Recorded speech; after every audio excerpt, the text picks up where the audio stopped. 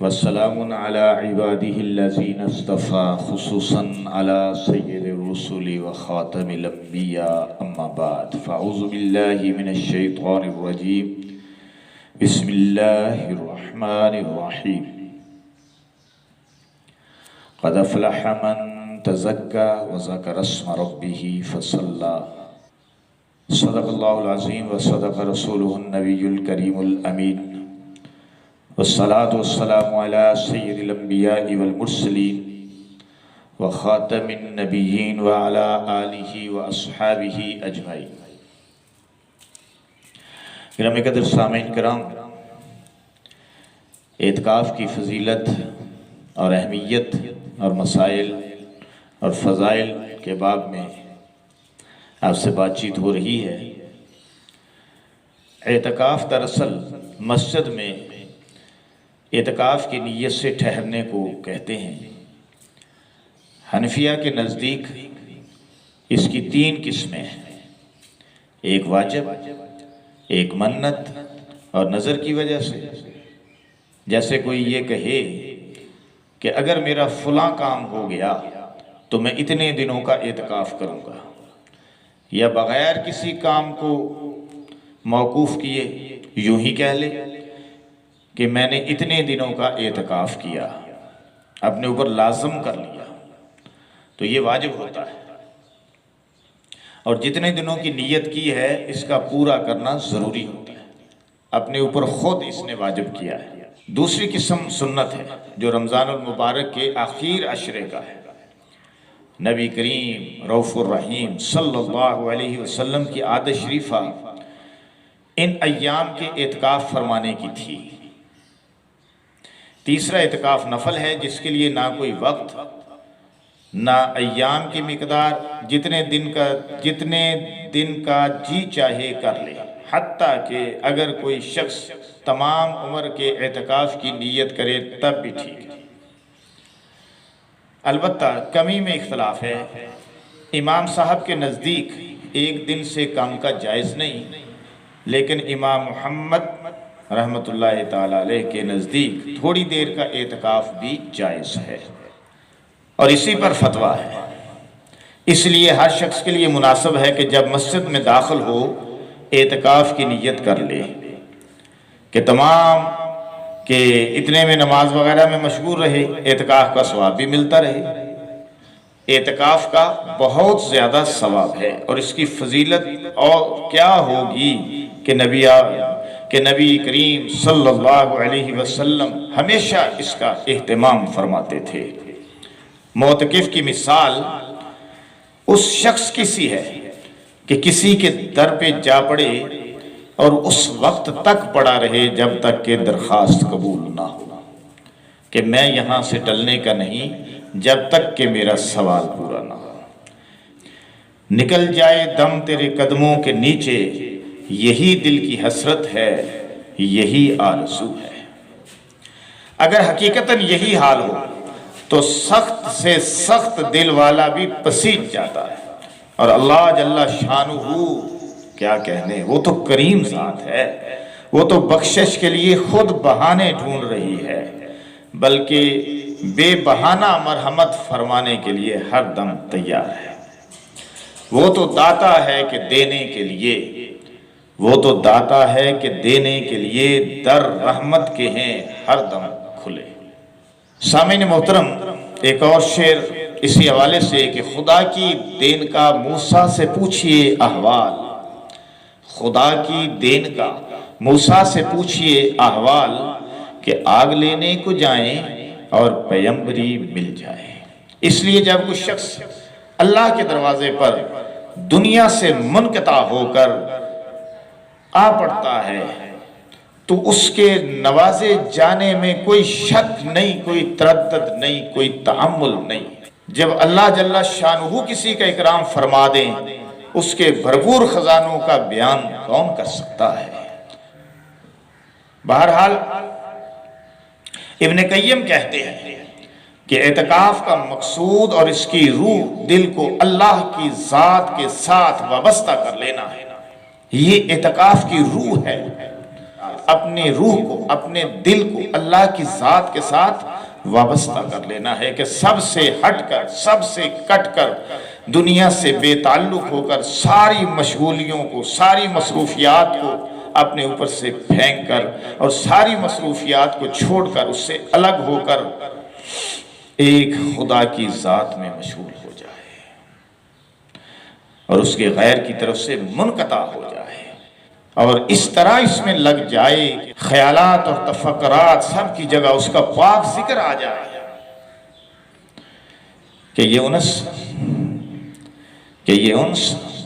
قبر کی وحشت میں کام دے گا، کہ اس دن اللہ کی پاک ذات کے سوا کوئی مونس، کوئی دل بہلانے والا، کوئی دوست، کوئی مددگار نہ ہوگا۔ اگر دل اس کے ساتھ مانوس ہو گیا تو کس قدر لذت ہے اور کس قدر لذت کے ساتھ وقت گزرے گا، اس کا میں اور آپ تصور نہیں کر سکتے۔ اعتکاف اگر میں اس شعر کے ساتھ اس کی عکاسی کرنے کی کوشش کروں تو بے جانا ہوگا کہ دل ڈھونڈتا ہے پھر وہی فرصت کے رات دن، بیٹھا رہوں تصور جانا کیے ہوئے، سبحان اللہ سبحان اللہ۔ علامہ اقبال نے بھی کہا تھا نا کہ ہو ہاتھ کا سرہانا، سبزے کا ہو بچھونا، جلوت میں خلوت میں یہی ادا ہو۔ صاحب مراکل فلاح کہتے ہیں کہ اعتکاف اگر اخلاص کے ساتھ ہو، اعتکاف اگر اخلاص کے ساتھ ہو تو افضل ترین اعمال میں سے ہے۔ اس کی خصوصیتیں حد احصا خارج ہیں کہ اس میں قلب کو دنیا و ما فیہا سے یکسو کر لینا ہے اور نفس کو مولا کے سپرد کر دینا ہے اور آقا کی چوکھٹ پر آ کر گر جانا ہے۔ پھر جی میں ہے کہ در پہ کسی کے پڑا رہوں، پھر جی میں ہے کہ در پہ کسی کے پڑا رہوں، سر زیر بار منت درباں کیے ہوئے۔ نیز اس وقت یہ بات سن لیجئے، پھر یہ کہ اعتکاف میں ہر وقت عبادت میں مشغولی، سوتے جاگتے ہر وقت عبادت میں شمار اور اللہ کے ساتھ تقرب اس قدر، اللہ اکبر اللہ اکبر، یہ اعتکاف میں ہی نصیب ہو سکتا ہے۔ حدیث میں آتا ہے کہ جو شخص میری طرف ایک ہاتھ قریب آتا ہے میں اس سے 2 ہاتھ قریب ہوتا ہوں، اور اگر کوئی میری طرف آہستہ سے چلتا ہے میں اس کی طرف دوڑ کر آتا ہوں۔ نیز اس میں اللہ کے گھر پڑ جانا اور کریم میزبان ہمیشہ گھر آنے والے کا اکرام کرتا ہے، تو اللہ کے گھر آ گیا نا بندہ، تو میزبان کون ہے؟ اللہ، تو کریم میزبان ہمیشہ مہمان کا اکرام کرتا ہے۔ اور پھر دیکھیے یہ بھی کہ یہ کلا ہے، آدمی کلا میں محفوظ ہو جاتا ہے کہ دشمن کی رسائی، یعنی شیطان دشمن ہے نا ہمارا، تو شیطان کی رسائی وہاں تک نہیں ہوتی۔ اس میں مسئلہ بھی ہے، وہ بھی ایک سن لیجئے، پھر میں آپ کے سامنے ایک حدیث پیش کرتا ہوں۔ مرد کے لیے سب سے افضل جگہ، مرد کے لیے سب سے افضل جگہ مسجد ہے، اور مسجدوں میں بھی سب سے افضل مکہ شریف کی مسجد ہے، بیت اللہ الحرام، اور پھر مسجد نبوی ہے، رسول پاک صلی اللہ علیہ وسلم کی مسجد، پھر بیت المقدس ہے، پھر وہ جامع مسجد ہے کہ جہاں پر نماز اور جمعہ وغیرہ کا اہتمام ہوتا ہے۔ اور عورتوں کے لیے سب سے بہتر وہ جگہ ہے جو گھر میں ان کے لیے نماز پڑھنے کے لیے، عورتوں کی نماز پڑھنے کے لیے جو جگہ مخصوص کی گئی ہے عورتوں کے لیے، وہاں اعتکاف بیٹھنا افضل ہے کہ جہاں تنہائی زیادہ میسر ہو۔ بہرحال سامعین کرام، حضرت ابو سعید خدری رضی اللہ تعالیٰ عنہ کہتے ہیں کہ نبی کریم صلی اللہ علیہ وسلم نے رمضان المبارک کے پہلے عشرے میں اعتکاف فرمایا، اور پھر دوسرے عشرے میں بھی پھر ترکی خیمہ سے جس میں اعتکاف آپ فرما رہے تھے باہر سر نکال کر ارشاد فرمایا، پہلے عشرے کا اعتکاف شب قدر کی تلاش میں کیا، پھر اسی وجہ سے دوسرے عشرہ میں اعتکاف کیا۔ پھر مجھے کسی بتلانے والے یعنی فرشتہ نے بتلایا کہ وہ رات اخیر عشرے میں ہے، لہٰذا جو لوگ میرے ساتھ اعتکاف کر رہے ہیں وہ آخر عشرے کا اعتکاف بھی کریں۔ مجھے یہ رات دکھائی گئی تھی، پھر بھلا دی گئی۔ اس کی علامت یہ ہے کہ میں نے اپنے آپ کو اس رات یعنی اعتکاف میں، اس رات جو لیلۃ القدر والی رات تھی جو حضور علیہ السلام کے حصے میں آئی، آپ کو نصیب ہوئی، فرمایا اس رات کے بعد کی صبح میں کیچڑ میں سیدھا کرتے دیکھا، لہٰذا اب اس کو آخر عشرہ کی تاک راتوں میں تلاش کرو۔ راوی کہتے ہیں اس رات میں بارش ہوئی تھی، مسجد نبوی کے چونکہ چھت جو ہے وہ چھپر کی تھی، وہ ٹپکی،